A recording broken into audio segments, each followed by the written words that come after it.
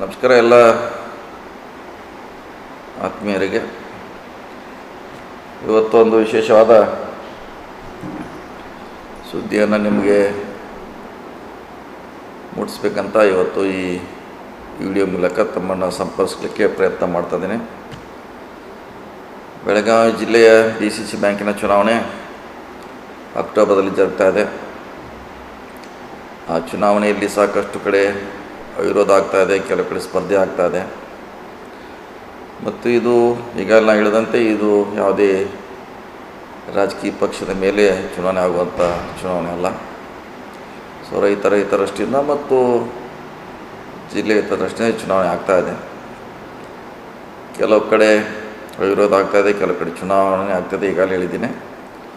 So ಒಂದು ಮಹತ್ವದ ಬೆಳವಣಿಗೆಯಲ್ಲಿ ಖಾನಾಪುರದಿಂದ ಚನ್ನರಾಜ ಹಟ್ಟಿಯವರು ಸ್ಪರ್ಧೆ ಮಾಡಲಿಕ್ಕೆ ಕಳೆದ 4-5 ತಿಂಗಳಿಂದ ಪ್ರಯತ್ನ ಮಾಡಿದರು. ಸಾಕಷ್ಟು PKP ಸೊಸೈಟಿಗಳಿಗೆ ಅವರು ಸಂಪರ್ಕ ಮಾಡಿದರು, ಅದನ್ನು ಬೆಂಬಲ ಕೂಡ ಪಡೀಲಿಕ್ಕೆ ಯಶಸ್ವಿ ಆಗಿದ್ದರು.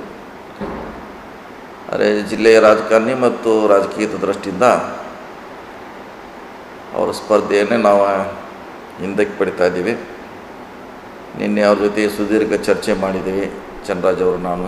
ಹೀಗಾಗಿ ಅವರ ಖಾನಾಪುರದಿಂದ ಇನ್ನು DCC ಬ್ಯಾಂಕಿಗೆ ಸ್ಪರ್ಧೆ ಮಾಡ್ತಾಯಿದ್ರು. ಆ ಸ್ಪರ್ಧೆಯಿಂದ ಅವರು ಹಿಂದೆ ಸರಿದ್ದಾರೆ. ಮತ್ತು ಇದ್ರ ಬಗ್ಗೆ ವಿವರವಾಗಿ ನಂತರ ಯಾಕೆ ಸರಿಲಿಕ್ಕೆ ಕಾರಣಗಳೇನು ಅನ್ನೋದನ್ನು ಮುಂದಿನ ದಿನಗಳಲ್ಲಿ ಅದನ್ನು ಸಂಪೂರ್ಣವಾಗಿ ಹೇಳುವಂಥ ಪ್ರಯತ್ನ ಮಾಡ್ತೀನಿ. ಎಲ್ಲರಿಗೂ ನಮಸ್ಕಾರ.